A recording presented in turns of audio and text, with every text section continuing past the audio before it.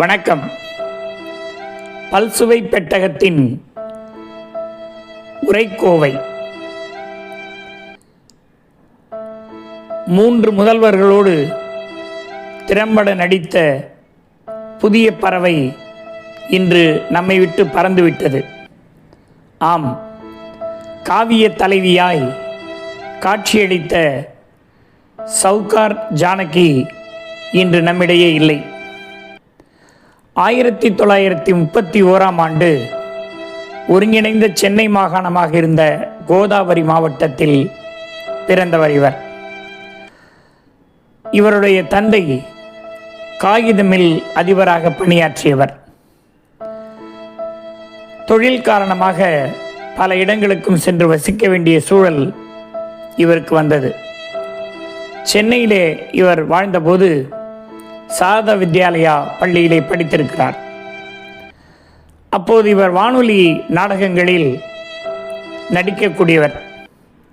அந்த வானொலி நாடகங்களை கேட்டுவிட்டு திரைப்பட தயாரிப்பாளரான BN ரெட்டி அவர்கள் இவரை நடிக்க அழைத்திருக்கிறார். ஆனால் அந்த காலத்தில் குடும்பத்தில் திரைப்படத்திற்கு நடிக்க செல்வதென்றால் ஒத்துக்கொள்ள மாட்டார்கள். பெண்கள் குறிப்பாக நடிப்பதற்கு அனுமதிக்கவே மாட்டார்கள். இதை அறிந்து இவருடைய பெற்றோர்கள் 15 வயதிலேயே இவருக்கு திருமணம் செய்து வைத்து விட்டார்கள். பிறகு இவர் விஜயவாடாவிலே வாழ்ந்திருக்கிறார். குடும்பம் மிகவும் வறுமையான நிலையில் இருந்தபோது அப்போது இவருக்கு 3 மாத கைக்குழந்தையும் இருந்தது. 19ஆம் வயதில் மீண்டும் சென்னைக்கு வந்து பழைய தயாரிப்பாளரான, அவரை முன்பே அழைத்த தயாரிப்பாளரான BN ரெட்டியை சென்று சந்தித்திருக்கிறார். கதாநாயகி என்றால் அழகாக, இளமையாக, கல்யாணம் ஆகாதவர்களாக இருக்க வேண்டும். ஆனால் இவருக்கு திருமணமாகி ஒரு கைக்குழந்தையும் 3 மாத கைக்குழந்தையும் இருப்பதை பார்த்து, உங்களுக்கு நடிப்பதற்கு வாய்ப்பு கிடைப்பது ரொம்ப கடினமானதுதான், வாய்ப்பு கிடைக்காது என்று சொல்லி இருக்கிறார். ஆனால் தன்னுடைய குடும்ப நிலையை, வறுமையை எடுத்து விளக்கி எப்படியாவது எனக்கு வாய்ப்பு வேண்டும் என்று கேட்டிருக்கிறார். இதை அறிந்த BN ரெட்டி அவர்கள் அவருடைய சகோதரன் நாகி ரெட்டி அவர்களை சந்திக்குமாறு கேட்டுக்கொண்டு அவர் அங்கே போய் சந்தித்தவுடன் அவர் வாய்ப்பு கொடுத்திருக்கிறார். அந்த படத்தின் பெயர் சவுகார். சவுகார் என்றால் பணக்காரன் என்று பொருள். சவுகார் என்ற படத்தில் நடித்ததனால்தான் இவர் சவுகார் ஜானகி என்று அழைக்கப்பட்டார். ஏன் அப்படி அழைக்கப்பட்டார் என்பதற்கும் ஒரு செய்தி இருக்கிறது. அப்போதெல்லாம் திரைத்துறையில் எம்ஜிஆருடைய மனைவி BN ஜானகி அவர்கள் முன்னணியில் இருந்தார். ஸோ இந்த பெயர் குழப்பம் வந்துவிடக்கூடாது என்பதற்காக இவருக்கு சவுகார் ஜானகி என்று பெயர் வைத்து விட்டார்கள். இவர் அந்த படத்தில் நடித்தார். அந்த படத்தில் இவருக்கு 2500 ரூபாய் சம்பளம் வழங்கப்பட்டது. அதன் பிறகு படிப்படியாக பல்வேறு படங்களிலே நடித்தார். முன்னணி நடிகர்களோடு நடித்தார். ஜெமினி கணேசன், NT ராமாராவ், MG ராமச்சந்திரன், ஜெயலலிதா 3 முதல்வர்களோடு இணைந்து பணியாற்றிய நடிகை இவர் என்றால் அது வியப்பில்லை. இளமையில் வறுமையின் பிடியில் இருந்த சவுகார் ஜானகி கொஞ்சம் கொஞ்சமாக உயர்ந்து வாழ்க்கையின் முன்னணிக்கு வந்தார். கைக்குழந்தையும் வைத்துக்கொண்டு மிக சிறப்பாக நடித்து எல்லோருடைய மனதிலும் இடம் பிடித்தார். தொடக்கத்தில் கதாநாயகியாக வலம் வந்த அவர் பிறகு போக போக துணை நடிகையாக மாறிப்போனார். ஆனால் அதை பற்றியெல்லாம் அவர் கவலைப்பட்டதில்லை. கதாநாயகி வேடம் மட்டுமே கிடைக்க வேண்டும் என்று அவர் என்றைக்கும் எண்ணியதில்லை. எந்த வாய்ப்பு கிடைத்தாலும் அதில் திறம்பட, சிறப்பாக, மிகச் செம்மையாக செயல்படக்கூடியவர் அவர். பாலச்சந்தரின் நீர்க்குமிழி படத்தில் நாகேஷோடு நடித்தார். எதிர்நீச்சல் படத்தில் நாகேஷோடு நடித்திருக்கிறார். அங்கே பல்வேறு நகைச்சுவை கட்டங்களை அவர் மிக சிறப்பாக நடித்திருக்கிறார்.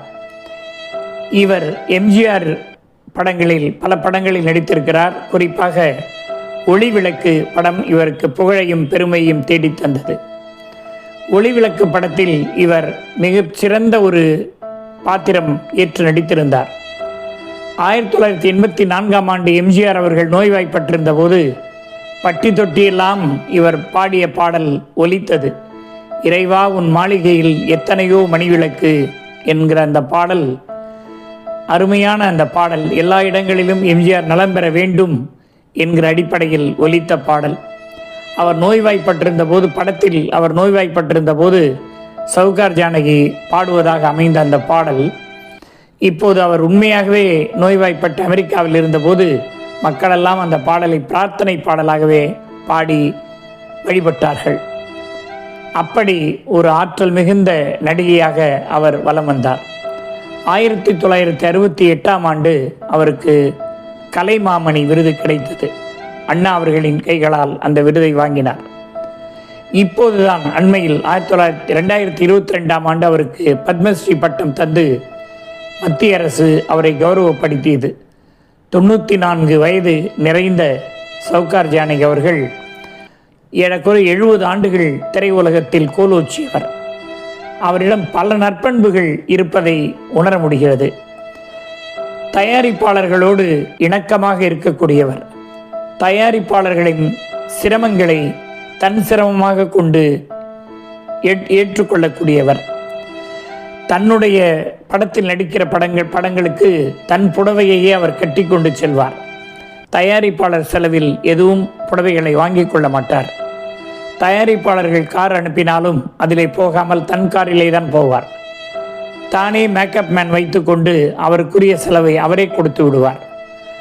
ஒரு படத்தில் நஷ்டம் ஏற்பட்டால் அந்த படத்தில் சம்பளத்தை குறைத்து கொண்டு அடுத்த படத்திலும் நடித்து கொடுத்து அந்த படத்தின் சம்பளத்தை ஈடுகட்டி விடுவார். இப்படி தயாரிப்பாளர்களோடு இணக்கமாக இருக்கக்கூடியவர். அப்படி அருமையான ஒரு சிறந்த நடிகையாக மட்டுமில்லாமல் மனிதாபிமானம் மிக்கவராகவும் விளங்கியிருக்கிறார். காவிய தலைவி, ரங்கராட்டினம் போன்ற படங்களை அவரே தயாரித்தார். காவிய தலைவி மிகச்சிறந்த அற்புதமான ஒரு குடும்ப படம். இருக்கோடுகள் என்பது அவருக்கு பெருமை சேர்த்த இன்னொரு படம். அதிலே மாவட்ட ஆட்சித்தலைவராக வருவார். ரொம்ப அற்புதமான படம் அது. புதிய பறவை, படம் படைத்தவன், இந்த படங்களெல்லாம் துணை கதாநாயகியாக வந்து சிறப்பாக நடிக்கக்கூடியவர். புதிய பறவை படம் அவருக்கு பெருமையையும் சிறப்பையும் தேடி தந்ததில் வியப்பில்லை. பார்த்த ஞாபகம் இல்லையோ என்கிற பாடலை கேட்டால் உங்களுக்கு சவுகார் ஜானகித்தான் நினைவு கூறுவார். கண்போன பூக்கிலே கால் போகலாமா என்கிற பாடலை கேட்டால் அந்த படத்தில் நடித்த, அந்த பாட்டுக்கு நடித்த சவுகார் ஜானகி நினைவு கூறுவார். ஆக என்டிஆர், எம்ஜிஆர், ஜெயலலிதா ஆகிய 3 முதல்வர்களோடு திரைப்படங்களில் நடித்த பெருமைக்குரியவர் இவர். முதல் படமே என்டிஆரோடு தான் நடித்தார், சவுகார் என்கிற படம். அது 1950இல் வெளிவந்தது. 1949இல் தன்னுடைய திரையுலக வாழ்க்கையை தொடங்கி நடித்து கொண்டிருந்தார். இன்று 2026 ஆகஸ்ட் 22 அவருடைய இன்று ஆகஸ்ட்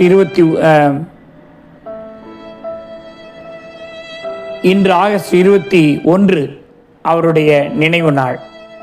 இன்றுதான் அவர் காலமாகியிருக்கிறார். ஆம், புதிய பறவை நம்ம விட்டு பறந்து விட்டது. காவிய தலைவி உண்மையாகவே காவியமாகிவிட்டார்.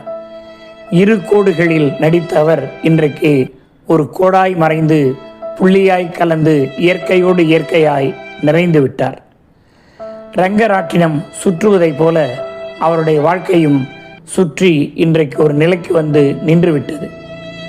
வாழ்க்கையில் பல்வேறு தருணங்களை அவர் கடந்து வந்திருக்கிறார். திரையுலகில் தைரியமான துணிச்சலான பெண்மணி என்பதில் வியப்பில்லை. யதார்த்தமாக இருக்கக்கூடியவர், எல்லோரையும் பார்த்து எல்லோரிடமும் அன்பாக பழகக்கூடியவர். ஒரு தொலைபேசி வருமானால் அதை உடனே எடுத்து பேசக்கூடிய பண்பு உள்ளவர். ஒருவேளை வேலையின் காரணமாய் பேச முடியாமல் போனால் பிறகு அவரே அழைத்து நீங்கள் அழைத்திருந்தீர்களா என்று கேட்டு பேசக்கூடியவர். இப்படி எத்தனை திரைப்பட நடிகைகளுக்கு இந்த பழக்கம் இருக்கிறது. தொலைபேசி அடித்தால் கூட அதை எடுக்காமலேயே அவமானப்படுத்துகிறவர்கள் பல பேர் இருக்கிற சூழலில் ஒரு தொலைபேசியில் தொடர்பு கொண்டால் கூட அதையும் அவர் ஏற்று பேசுகிற பண்பு மிக்கவராக விளங்கினார். சிறந்த குடும்ப தலைவி, சிறந்த திரைப்பட நடிகை, சிறந்த தயாரிப்பாளர், திரைப்படங்களில் எல்லோரோடும் இணக்கமாக அன்பாக பழகக்கூடியவர். சுமார் 400க்கு மேற்பட்ட படங்களில் நடித்து தமிழ் திரையுலகில் என்றைக்கும் நிலையான இடத்தை பிடித்திருக்கக்கூடியவர். அவருடைய படங்கள் அற்புதமான பல படங்கள். பார்த்தால் பசி தீரும், பாலும் பழமும் போன்ற படங்கள் உண்மையிலேயே அற்புதமான கதை அம்சங்களை கொண்டவை. அவர் எம்ஜிஆரோடு நடித்த படம் படைத்தவன். இந்த படம் மிகவும் சிறந்த ஒரு அற்புதமான ஒரு படம். ஜெமினி கணேசனோடு நடித்த காவிய தலைவி என்பது அவர் உண்மையிலேயே காவிய தலைவியாய் வலம் வந்த அற்புதமான படம். எதிர்நீச்சல் போட்டு வாழ்க்கையிலே அவர் வாழ்ந்தவர். அதனால் எதிர்நீச்சல் படத்தில் மிகச்சிறந்த நகைச்சுவை கதாநாயகியாக அடுத்தாத்த அம்புசத்தை பார்த்தேளா என்கிற பாடலில் மிக சிறப்பாக நடித்திருப்பார். இப்படி நடிப்பே தனது வாழ்க்கையாய், நட்பே தனது இலக்கணமாய், உறவே தனது உரிமையாய் கொண்டு தமிழ் மக்களின் இதயங்களில் நிறைந்திருக்கக்கூடிய சவுகார் ஜானகி என்னும் பறவை தன் கூட்டை விட்டு இன்றைக்கு பறந்துவிட்டது. அவருடைய நினைவை போற்றுவோம். அவருடைய படங்களில் அவர் வாழ்ந்ததைப் போல சிறப்பாக வாழ்வோம்.